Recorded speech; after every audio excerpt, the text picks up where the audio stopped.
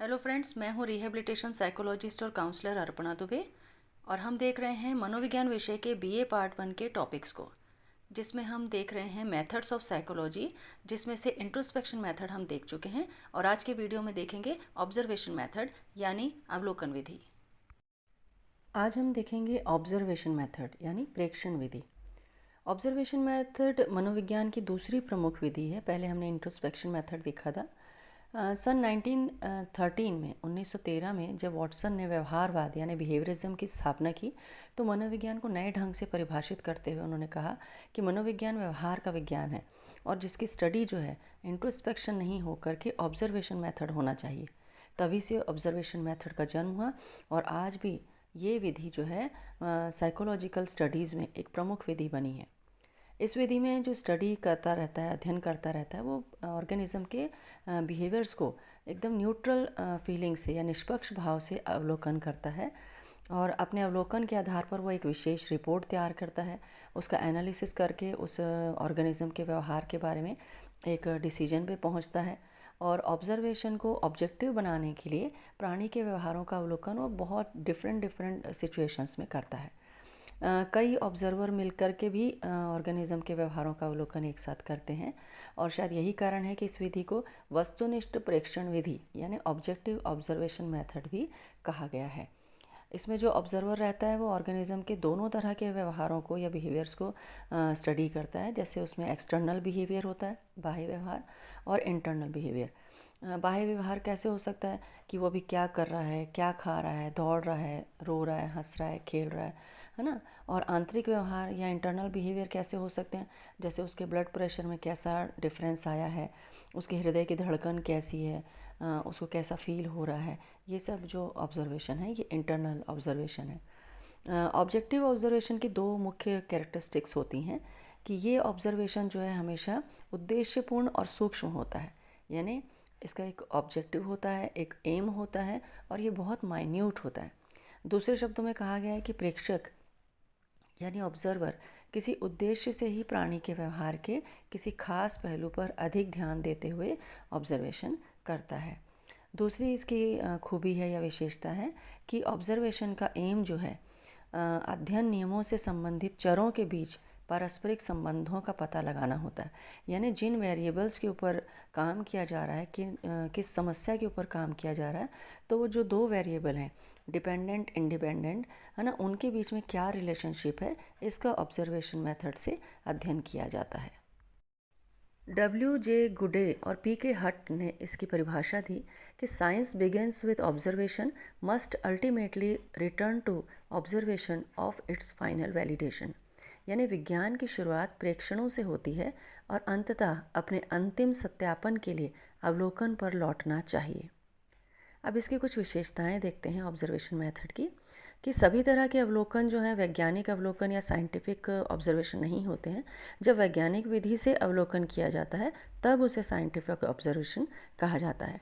और इसके लिए इसकी कुछ मुख्य विशेषताएं होती हैं ऑब्जर्वेशन में, कि ऑब्जेक्टिविटी यानी वस्तुनिष्ठता, दूसरा है प्रिसीजन शुद्धता, तीसरा है सिस्टमैटिक होना चाहिए व्यवस्थित, चौथा है वेरीफिएबिलिटी यानी सत्यापनशीलता होनी चाहिए, उसे जज किया जा सके ऐसा है। फिर है रिलायबिलिटी यानी विश्वसनीयता। ऑब्जर्वेशन मेथड के कुछ स्टेप्स होते हैं। जैसे पहला है एडिक्वेट प्लान, पर्याप्त योजना, कि जो भी ऑब्जर्वेशन किया जा रहा है उसकी एक अप्रोप्रिएट प्लानिंग होनी चाहिए कि किस बिहेवियर का स्टडी करना है, किस प्रॉब्लम को देखना है और कौन ऑब्जर्वर होगा, कहाँ ये स्टडी की जाएगी, किस मेथड से की जाएगी। तो जब एमफुल ऑब्जर्वेशन होता है तो डेटा जो है वो करेक्ट आता है। दूसरा है ऑब्जर्वेशन ऑफ बिहेवियर यानी व्यवहार का अवलोकन। तो जब समस्या निर्धारित हो जाती है, टूल्स निर्धारित हो जाते हैं, एपरेटस पता चल जाता है कि किस एपरेटस की मदद से ऑब्जर्वेशन करना है, तो प्री प्लान्ड एपरेटस और आइज़ की मदद से ऑब्जर्वेशन अच्छे से माइन्यूटली किया जाता है। तीसरा है रिकॉर्डिंग ऑफ बिहेवियर, व्यवहार की रिकॉर्डिंग किसी न किसी रूप में की जाती है ताकि उसका जो डेटा है उसको ठीक से निकाला जा सके। तो ये कैमरा से भी हो सकता है, रिकॉर्डर से भी हो सकता है और नोटिंग करके भी हो सकता है। फिर है रिजल्ट्स यानी परिणाम। तो रिज़ल्ट्स निकालने के लिए जो रिज़ल्ट्स आते हैं उनको नंबर्स में चेंज किया जाता है और फिर टेबल कॉलम्स वगैरह बना करके उसको स्टैटिस्टिकली मेथड से यूज़ किया जाता है। और जिन प्रॉब्लम्स में न्यूमरेशन करना पॉसिबल नहीं है तो फिर देखा जाता है कि उसका एनालिसिस किस अलग मेथड से किया जाएगा। पांचवा है डिस्कशन एंड जनरलाइजेशन, चर्चा और सामान्यीकरण। यानी जो भी बिहेवियर है उसको देखा जाता है कि जो स्थापित लॉज एंड प्रिंसिपल्स हैं उनके अनुसार इस बिहेवियर का रीज़न क्या हो सकता है, इस पर स्टडी की जाती है, उस पर चर्चा की जाती है। और ज़्यादातर जो एक्सपेरिमेंट्स होते हैं, ऑब्जर्वेशंस होते हैं, वो या तो ह्यूमंस पे होते हैं या एनिमल्स पे होते हैं। जो ऑब्जर्वेशंस ह्यूमंस पे पॉसिबल नहीं होते वो एनिमल्स पे किए जाते हैं। तो उन पे देखा जाता है कि कैसे रिजल्ट्स मिले हैं और क्या उनको जनरलाइज किया जा सकता है ताकि पता चले कि वो कितनी पॉपुलेशन को रिप्रेजेंट कर रहे हैं। अब देखते हैं टाइप्स ऑफ ऑब्जर्वेशन। तो ऑब्जर्वेशन के मुख्यतः 3 टाइप होते हैं। सहभागी प्रेक्षण, पार्टिसिपेंट ऑब्जर्वेशन। दूसरा है असहभागी प्रेक्षण, नॉन पार्टिसिपेंट ऑब्जर्वेशन। तीसरा है नेचुरलिस्टिक ऑब्जर्वेशन। तो पहला है सहभागी प्रेक्षण, पार्टिसिपेंट ऑब्जर्वेशन। यानी इसमें जो प्रेक्षक है किसी भी बिहेवियर को जानने के लिए उनके साथ ही पार्टिसिपेंट बन के स्टडी करता है, उनके साथ मिलके काम करता है, तब उनके बिहेवियर को ऑब्जर्व करता है। जैसे वो किसी इंडस्ट्री के लेबर्स की समस्याओं का अध्ययन करना चाहता है तो हो सकता है कि वहाँ पे वो जॉब करने लगे और उनके साथ मिल के काम करते करते उनके बिहेवियर को ऑब्जर्व करे। जैसे कोई टीचर है जो स्टूडेंट्स के बिहेवियर को ऑब्जर्व करना चाहती है तो हो सकता है कि वो वहाँ पे टीचर ना भी हो तो भी थोड़े दिनों के लिए ज्वाइन करके और उनके बीच में रह करके उनके स्टूडेंट्स की प्रॉब्लम को ऑब्जर्व करके उनका ऑब्जर्वेशन करे और उनको नोट करे। दूसरा है असहभागी प्रेक्षण, नॉन पार्टिसिपेंट ऑब्जर्वेशन। इसमें जैसे नाम से ही जाहिर है कि उसमें वो पार्टिसिपेंट नहीं होगा लेकिन उसको दूर से बिहेवियर को अध्ययन करेगा। तो जितने भी क्लिनिकल, एजुकेशनल, सोशल और इंडस्ट्रियल सिचुएशंस में व्यवहारों के जो प्रेक्षण होते हैं वो असहभागी प्रेक्षण द्वारा या नॉन पार्टिसिपेंट ऑब्जर्वेशन द्वारा ही किए जाते हैं, क्योंकि हर जगह सहभागी प्रेक्षण संभव नहीं हो पाता है तो इसमें नॉन पार्टिसिपेंट ऑब्जर्वेशन किए जाते हैं। तीसरा है स्वाभाविक प्रेक्षण यानी नेचुरलिस्टिक ऑब्जर्वेशन। इसमें वे ऑब्जर्वेशंस आते हैं जो स्वाभाविक परिस्थितियों में ही करना ज़रूरी होता है। इसमें ज़्यादातर पशुओं के व्यवहारों के अध्ययन होते हैं कि जैसे देखना है कि एनिमल्स में आक्रामकता कैसी है, प्यार कैसा है, सोशल ऑर्गेनाइजेशन कैसा है, कुछ इस टाइप के बिहेवियर देखना है, या छोटे बच्चों के बिहेवियर का अध्ययन करना है। तो ये नेचुरल ऑब्जर्वेशन की विधि से किया जा सकता है, क्योंकि इसमें कोई फेर बदल नहीं करना है, कोई जोड़ तोड़ या मैनिपुलेशन नहीं करना है। बिल्कुल वास्तविक रूप में जैसे वो घटित हो रहे हैं उनका वैसे का वैसे ही ऑब्जर्वेशन करना है, नेचुरल स्थितियों पे ही उनका अध्ययन करना है। तो ऐसे ऑब्जर्वेशन स्वाभाविक प्रेक्षण कहलाते हैं। अब हम एक ऑब्जर्वेशन का एक उदाहरण देखें कि कैसे एक ऑब्जर्वेशन जो है वो डिफरेंट टाइप्स को शो करता है। कि मान लीजिए कोई ऑब्जर्वर है, वो 6-7 साल के बच्चों का खेल का व्यवहार का अध्ययन करना चाहता है तो वस्तुनिष्ठ प्रेक्षण विधि से। तो वो क्या करेगा कि 6-7 साल के बच्चों का एक छोटा समूह लेगा और उनको कुछ खिलौने भी दे देगा। तो अगर वो ऑब्जर्वर पार्टिसिपेंट बन के उनके साथ स्वयं खेल करके काम करना चाहता है तो ये सहभागी प्रेक्षण का उदाहरण हो जाएगा। लेकिन यहाँ पे इस बात की आशंका रह सकती है कि अगर वो साथ में बच्चों के खेलता है तो बच्चे अपना नेचुरल बिहेवियर ना भी करें, स्वाभाविक व्यवहार में थोड़ा परिवर्तन कर दें। तो उससे बेटर होगा कि वो दूर से छिप करके उनके बिहेवियर को ऑब्जर्व करें। तो उससे क्या होगा कि बच्चे अपने नेचुरल बिहेवियर से खेलेंगे, तो ये हो जाएगा असहभागी प्रेक्षण। और जब वे दूर से देखते हुए देखेंगे तो नेचुरल परिस्थितियों में वो कैसे हंस रहे हैं, कैसे रो रहे हैं, कोई बच्चा हो सकता है चुप बैठा हो, कोई खिलौना दूसरे बच्चे को दे रहा हो, या उनके बीच में किसी बात को लेकर लड़ाई हो जाए। तो ये जो ऑब्जर्वेशन सब होंगे ये नेचुरल ऑब्जर्वेशन होंगे, क्योंकि वो नेचुरली अपने बिहेवियर को कर रहे हैं। और इसमें ऐसा हो सकता है कि अगर बार बार किसी बिहेवियर को जज करने का टाइम नहीं है तो बहुत सारे ऑब्जर्वर एक साथ मिल करके इन बच्चों के बिहेवियर को जज कर सकते हैं, देख सकते हैं, ऑब्जर्व कर सकते हैं, ताकि वास्तविक निष्कर्ष निकल सके और उसका एक जनरलाइज निष्कर्ष निकल सके, डिसीजन निकल सके। स्वाभाविक प्रेक्षण का एक और उदाहरण देखते हैं कि ऑब्जेक्टिव ऑब्जर्वेशन मेथड से जोन्स एंड जोन्स 1928 ने ये दिखलाया था कि भय, फियर जो है वो जन्मजात संवेग नहीं है बल्कि अर्जित संवेग है, यानी एक्वायर्ड इमोशन है। इसके लिए उन्होंने 2 ग्रुप लिए। एक ग्रुप लिया जिसमें 15 बच्चे थे जिनकी एज लगभग 15 से 21 महीने की थी और दूसरा समूह या ग्रुप उन्होंने लिया 90 कॉलेज के छात्रों का। तो इन दोनों समूहों के बीच बारी बारी से उन्होंने क्या किया कि एक 6 फुट के लंबे विष रहित जिसका जहर निकाल दिया गया था ऐसा सांप स्नेक उनके बीच में रख दिया और परिणाम में उन्होंने देखा कि 15 बच्चों में से सिर्फ 2 ही बच्चे सांप को देख करके डरे। लेकिन जो दूसरा ग्रुप था जिसमें 90 स्टूडेंट थे उसमें से 60 स्टूडेंट्स जो थे वो बहुत बुरी तरह डर गए। तो इस अध्ययन के आधार पर जोन्स एंड जोन्स ने ये बतलाया कि कॉलेज के छात्र पहले से ही सांप को देखकर डरना सीख चुके थे, लेकिन जो छोटे बच्चे थे उन्हें पता ही नहीं था कि सांप क्या चीज़ होती है, तो उन्हें कोई ज़्यादा डर नहीं लगा।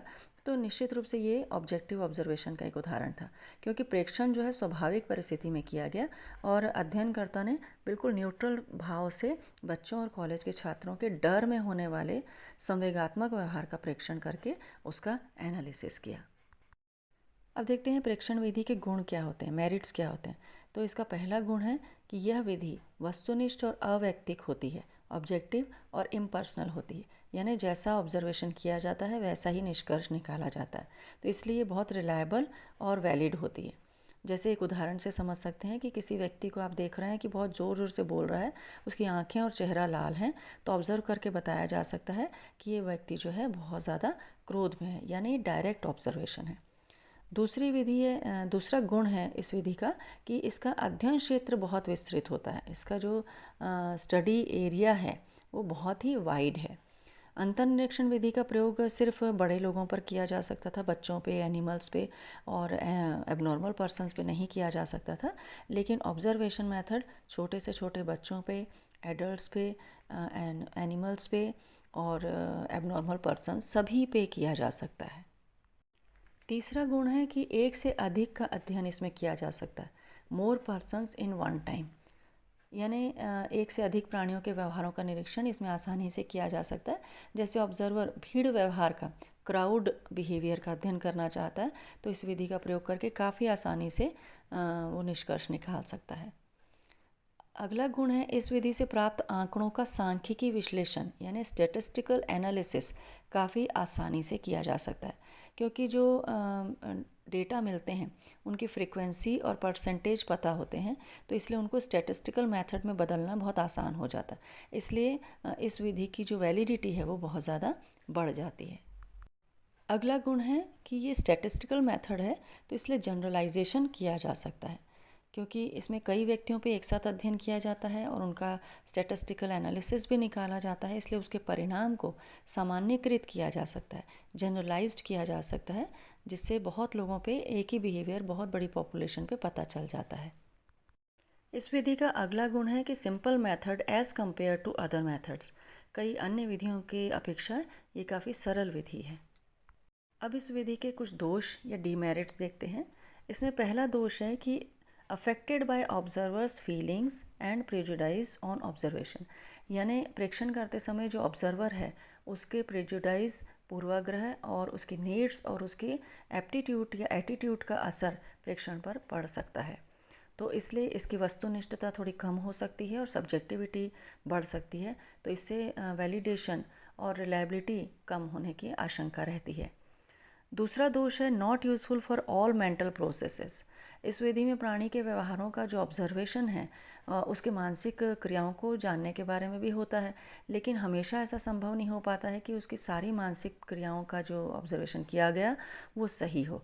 इसको एक उदाहरण से समझते हैं कि गांव में जब भी कोई दो महिलाएं मिलती हैं, बहुत दिनों बाद मिलती हैं, तो वो खुशी प्रकट करने के लिए रोती हैं।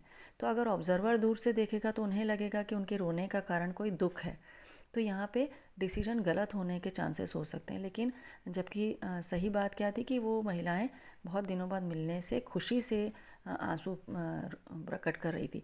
तो इस उदाहरण से स्पष्ट हो जाता है कि वस्तुनिष्ठ प्रेक्षण के आधार पर हमेशा मानसिक क्रियाओं का सही सही अर्थ निकालना संभव नहीं होता है। तीसरा है not gate cause effect relationship. इस विधि में ऑब्जर्वेशन जो है वो बिल्कुल स्वाभाविक और अनियंत्रित, अनकंट्रोल्ड सिचुएशंस में किया जाता है। तो इसका परिणाम ये होता है कि जो प्राप्त निष्कर्ष की व्याख्या है उसमें उचित कारण परिणाम संबंध यानी कॉज इफेक्ट रिलेशनशिप के रूप में नहीं की जा सकती है। जैसे हमने उदाहरण देखा था जोन्स एंड जोन्स का अध्ययन का, कि उन्होंने कॉलेज के छात्रों को पे अध्ययन किया था और बच्चों पे जो सांप को देख करके डर रहे थे या नहीं डर रहे थे। तो यहाँ डरने की सांवेगिक प्रक्रिया जो हुई, किस कारण से हुई ये कहना मुश्किल है। सांप के आकार से भी छात्रों को डर लग सकता है, उसके रूप को देख करके भी डर लग सकता है, उनकी चाल को देख करके भी डर लग सकता है। तो किस कारण से छात्रों को डर लगा था ये कहना पूरी तरह से संभव नहीं है। तो परिणाम डर किस कारण से उत्पन्न हुआ, उनके बीच में डर किस कारण से हुआ था, तो इसमें कॉज इफ़ेक्ट नहीं निकाला जा सक रहा है। तो ये परीक्षण जो है अनियंत्रित और स्वाभाविक परिस्थिति में किया गया, इस वजह से कॉज इफ़ेक्ट रिलेशनशिप इसमें देखना मुश्किल है। प्राणियों के कुछ व्यवहार ऐसे भी होते हैं जिनका अध्ययन वस्तुनिष्ठ निरीक्षण विधि से नहीं किया जा सकता। जैसे हस्बैंड वाइफ के पर्सनल रिलेशनशिप को ऑब्जर्वेशन मेथड से नहीं देखा जा सकता।